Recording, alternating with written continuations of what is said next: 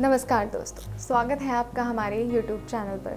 दोस्तों, आज का मेरा खास प्रोग्राम महिलाओं के लिए है। जी हाँ, हमारी वो माताएं बहनें जो कहीं जा नहीं सकती, कोई सामग्री ज़्यादा नहीं एकत्रित कर सकती, उनके लिए आज मैं एक बड़ी ही सटीक विधि लेकर आई हूँ। जी हाँ, आज की जो विधि है, अगर किसी का प्रेमी उससे दूर चला गया है, पति अब बात करके राज़ी नहीं होता, वो पति जो पहले जान छिड़कता था अब आपकी तरफ देखना भी उसे गवारा नहीं होता, तो ऐसे में एक महिला क्या करे? वो सिर्फ़ और सिर्फ परेशान होती है और अंदर ही अंदर घुटने लग जाती है। तो ऐसे में आपकी परेशानी का हल आज मैं आपके लिए लेकर आई हूँ, क्योंकि हम महिलाएं जो होती हैं वो अपनी परेशानी बहुत ही कम लोगों से शेयर कर पाते हैं, बात कर पाते हैं, उन्हें अपनी समस्या बता पाते हैं, क्योंकि हमें ये लगता है कि अगर हम अपने घर की बात बाहर ले जाएंगे तो इसमें हमारे परिवार की बदनामी होगी, लोग हमारे घर के परिवार के बारे में, हमारे पति के बारे में क्या सोचेंगे। लेकिन वो पति जो आपकी परवाह ही नहीं कर रहा, ऐसे पति के बारे में क्या सोचना। लेकिन वो पति है, इसलिए उसको अपने पास वापस लाना बहुत ज़रूरी है। तो आज का जो उपाय मैं लेकर आई हूँ आपके लिए, अगर इस उपाय को आप सही तरीके से करती हैं तो आपका पति जो आपकी तरफ देखता नहीं, वो आपके प्यार में पागल हो जाएगा। वो चाहेगा कि दिन के 24 घंटे वो सिर्फ और सिर्फ आपके साथ बिताए, वो आपके साथ समय बिताने का बहाना ढूंढेगा। सही में ऐसा ही होगा अगर आप इस विधि को सही तरीके से अपनाते हैं तो। अगर आपका प्रेमी है जो आपसे दूर चला गया है, किसी और औरत के चक्कर में पड़ गया है, अगर आप चाहते हैं कि वो भी आपके पास लौट आए तो आप इस विधि को अपनाइए। वो आपका प्रेमी आपके पास रहेगा और खुद ही चाहेगा कि जल्द से जल्द उसके साथ, आपके साथ उसका विवाह संपन्न हो जाए। वो हर कार्य करेगा आपसे शादी करने के लिए। जो कार्य इस वक्त आप कर रही हैं, आप परेशान हो रहे हैं जितना उसके लिए, उतना वो परेशान होगा आपके लिए, उतना वो तड़पेगा आपके लिए। अगर आप चाहती हैं ऐसा, क्योंकि हर एक औरत का सपना होता है कि चाहे उसका प्रेमी हो, चाहे उसका पति हो, सिर्फ और सिर्फ उसकी तरफ देखे, सिर्फ और सिर्फ उसके इर्द गिर्द रहे। अगर आप ऐसा चाहती हैं तो इस तरीके को अपनाइए, इस उपाय को सही तरीके से कीजिए और अपनी हर समस्या का हल कीजिए। तो आइए, बिना समय बर्बाद करे मैं आपको बताती हूँ वो उपाय है क्या। और वो उपाय है मासिक धर्म के रक्त से वशीकरण का उपाय। जी हाँ, मासिक धर्म किसी भी स्त्री के जीवन का अनिवार्य हिस्सा होता है। जैसे ही युवती यौवन की पूर्णता को प्राप्त करती है, वो मासिक धर्म की शुरुआत होती है। उसी मासिक धर्म से आप अपने प्यार को अपने पास बांध सकती हैं, क्योंकि मासिक धर्म में बहुत ताकत होती है। तो आइए, अब मैं आपको बताती हूँ कि इसके लिए आपको किस सामग्री की आवश्यकता होगी। आपको अपने मासिक धर्म के दूसरे दिन के कपड़े की आवश्यकता होगी इसके लिए, और इसके साथ ही आपको चाहिए होगा नींबू और एक कलश। जी हाँ, नींबू, एक कलश और एक लाल कपड़ा। जी, और थोड़ा सा आपको सिंदूर की भी आवश्यकता होगी। बस इतनी ही सामग्री से आप अपने प्रेमी को, अपने पति को अपने वश में कर सकती हैं। जी हाँ, और इस तरह वश में कर सकती हैं कि वो सारी उम्र सिर्फ आपका ही नाम गुनगुनाएंगे।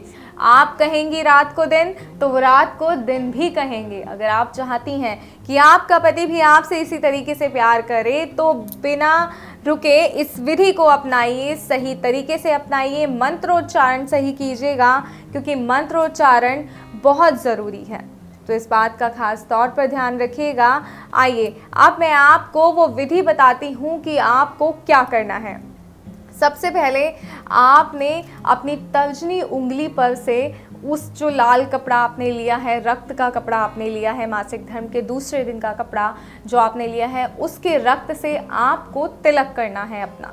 जी हाँ, उस रक्त से आपको अपना तिलक करना है और फिर हाथ में आपको नींबू लेना है इस तरीके से, और इसके ऊपर आपने सिंदूर भी लगाना है।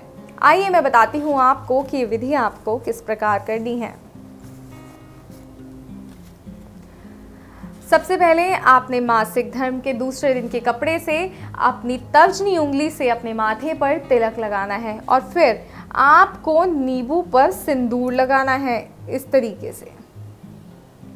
ये देखिए, इस तरीके से नींबू पर पूर्ण रूप से आपको सिंदूर लगाना है और इसके बाद इस नींबू को हाथ में लेकर 11 बार मंत्र का जाप करना है। जब आप इस नींबू को हाथ में लेंगी, 11 बार मंत्र का जाप करेंगी, तो आपको अपने पति का ध्यान करना है, अपने प्रेमी का ध्यान करना है पूर्ण रूप से। उसके बारे में सोचना है और इस हद तक सोचना है कि जब आप मंत्र उच्चारण के लिए आंखें बंद करें तो आपके प्रेमी का, आपके पति का चेहरा आपकी आंखों के सामने हो। जी हाँ, जब इतना ध्यान आप अपने पति का कर लेंगी, उसके बाद आपने एक मंत्र का 11 बार उच्चारण करना है। आइए अब मैं आपको बताती हूँ कि आखिर वो मंत्र क्या है, वो सिद्ध मंत्र क्या है जिसके उच्चारण मात्र से आपका पति, आपका प्रेमी आपकी तरफ खिंचा चला आएगा।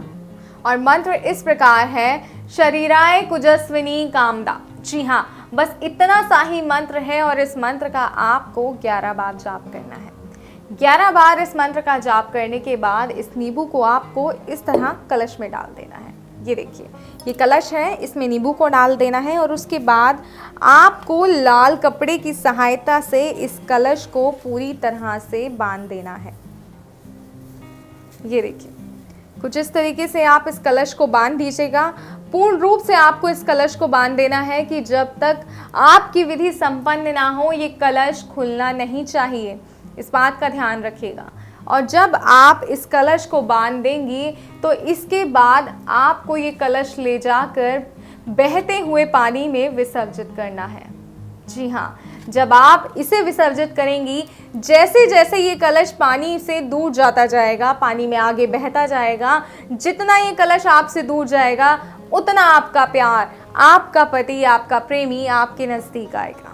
जी हाँ, तो इस तरीके से इस बात का ध्यान रखिएगा कि ऐसी जगह आपको ये विसर्जित करना है, कोई नदी हो, कोई साफ पानी वाली जगह हो। ऐसा नहीं है कि आप इसे गंदे नाले में जाके बहा दें, ऐसा भी आपको नहीं करना है। इस बात का खास तौर पे ध्यान रखिएगा।